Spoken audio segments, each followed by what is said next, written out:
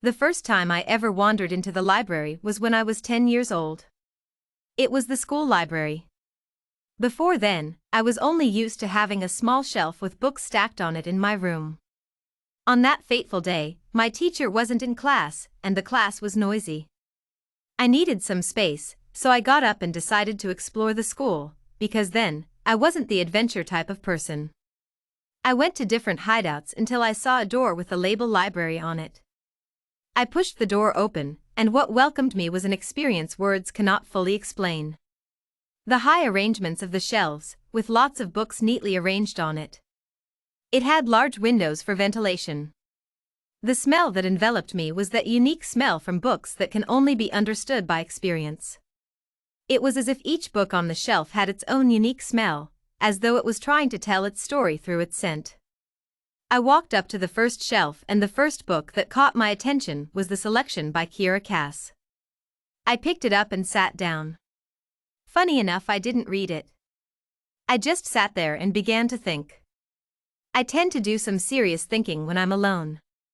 What brought me out of my thought was an argument between the school librarian and a girl from a senior class. The librarian was forcing her to open her bag for inspection, because a fellow student reported seeing her put a book in her bag without registration. The student declined the accusation, and it brought about the noise.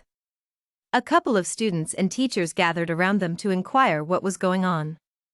This went on for some time until the head teacher collected the girl's bag and checked inside only to see a novel inside. The girl was taken away for disciplinary measures.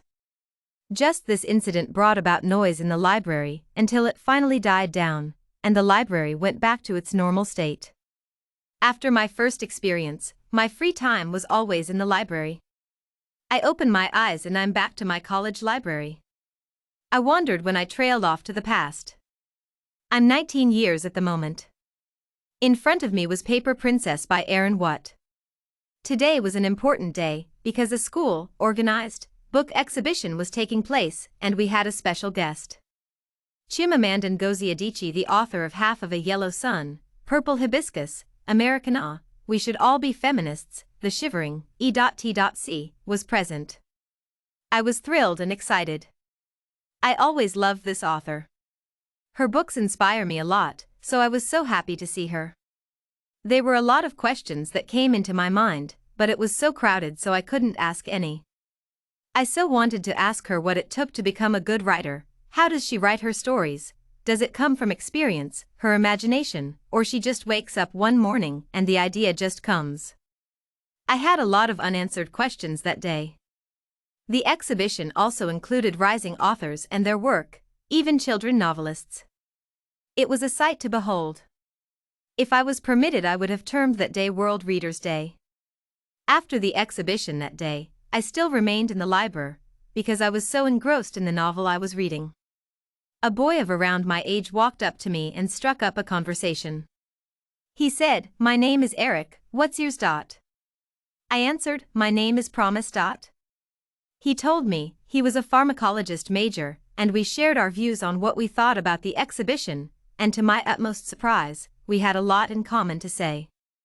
I also found out he just started reading novels recently, and it struck an unforgettable fire that cannot be quenched within him. He talked about how novels expand your horizon. How it makes you see the world in a different perspective, how it draws you into another world. There was something he said that struck my attention.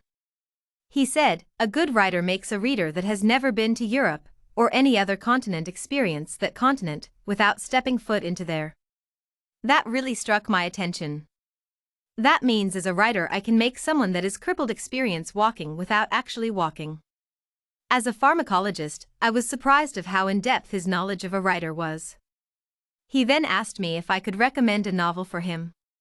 I told him, I can't just recommend any novel for you because it depends on your preferences. It's not every novel that strikes my attention that will strike yours.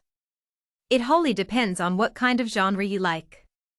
He told me he liked fiction, action and romance all in one book, and I recommended the Hunter Games series by Suzanne Collins. I told him that he would love it. We were discussing and we didn't know when time flew. We finally noticed we were the only ones in the library, and we sat in a blind spot.